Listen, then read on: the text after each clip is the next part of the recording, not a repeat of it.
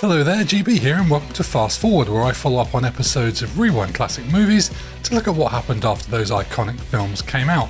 Today we're diving back into the camp, colourful and cosmic movie that is Mike Hodges' Flash Gordon. We'll look at everything from the wacky original ending and planned sequel to a new sequel, weird Flash Gordon music that isn't Queen, and why the film has just been reclassified with a higher age rating because of offensive content. So let's grab our ballworms, not a ballworm, hold down the red pedal and make merry for Ming under the pain of death as we fast forward to what happened after 1980's Flash Gordon.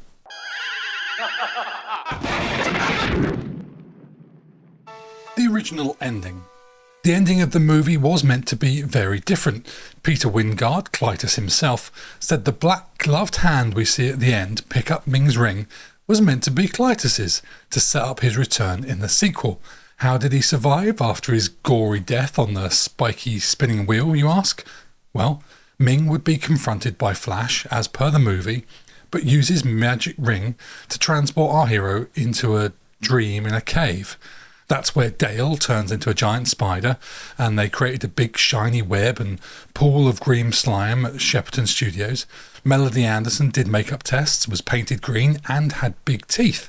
Several people seem to believe footage of this scene exists. The shooting script also called for Ming's face on a spider and Ming's face on a huge toad, with Flash throwing a rock at Ming, and the toad is killed by a harpoon, and Dale gets covered in maggots.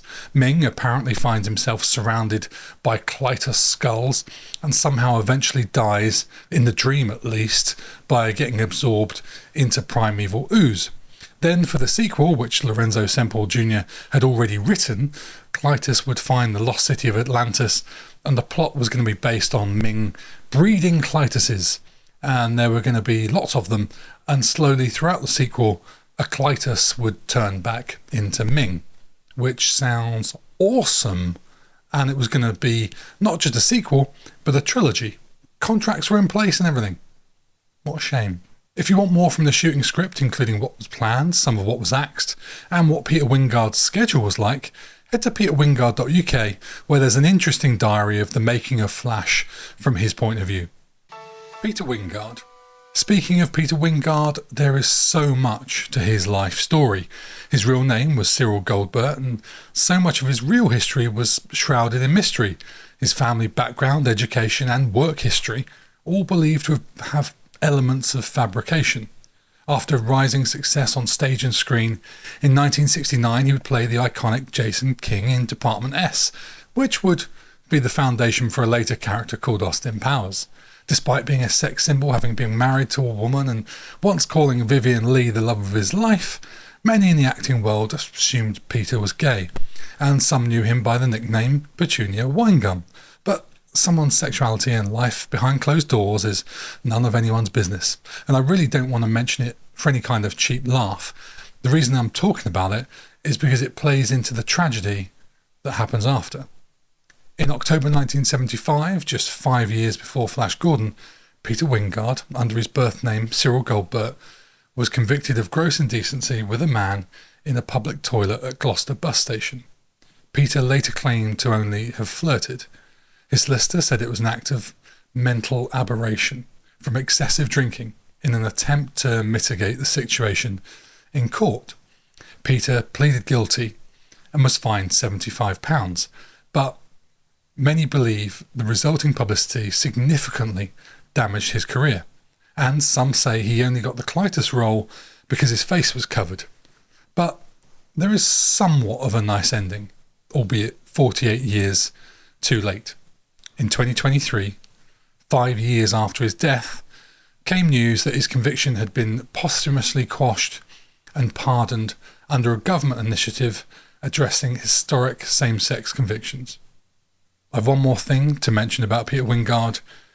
More on that musical madness later. Life After Flash.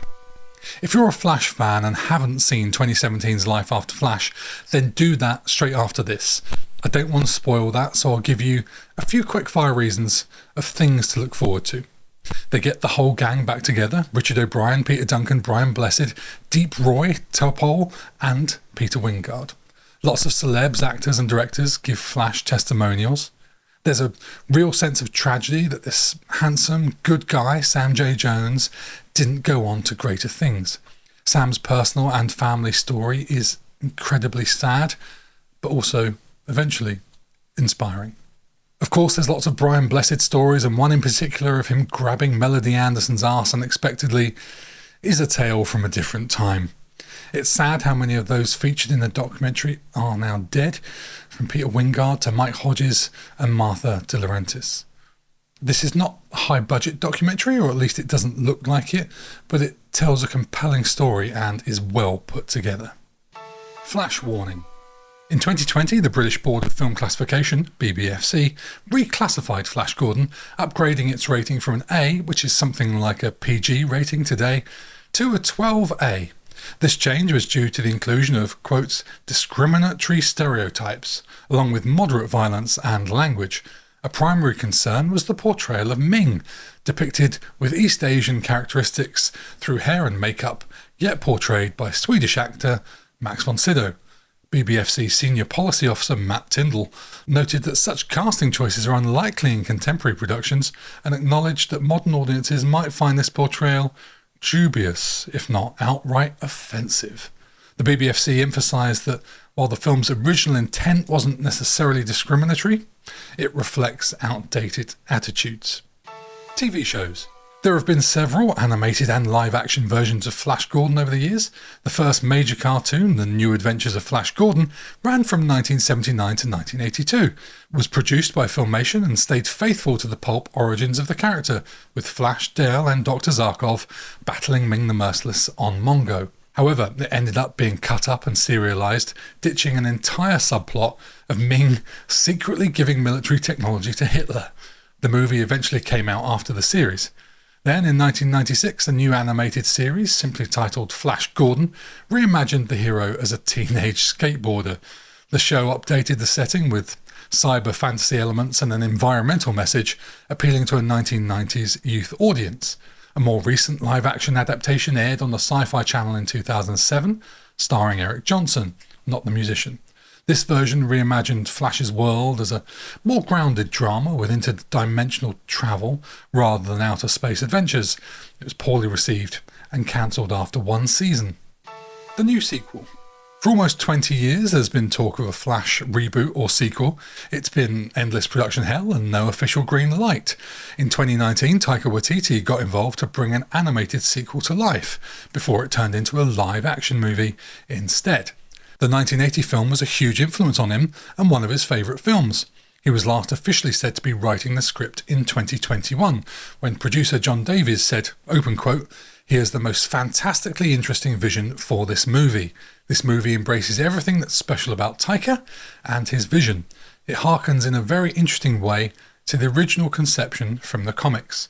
We've been through the development process, not the writing process, but he's laid out in great detail the characters, the movie, the way in, what it's about, the tone, all of that stuff. And I can't wait. And we'll wait for him." End quote. That was 4 years ago. Weird musical shit. To finish, let me give you some Flash-inspired things to listen to. The first is The Orb's Adventures Beyond the Ultraworld from 1991. It's an hour and 49 minutes and includes some Flash dialogue from the film on what I believe is track 2 called Earth. The second is a track, I'm calling it a track and not a song, called Clytus I'm Bored by Manpower from 2020. It's 7 minutes long and has no inclusion or samples of anything Flash related that I can work out. In fact, it has no words at all. Though I did skim through because it's safe to say this is not my cup of tea. And before you go, Google Peter Wyngarde's 1970 spoken word album titled Peter Wyngarde. There's some interesting track titles on there. Much is available on YouTube.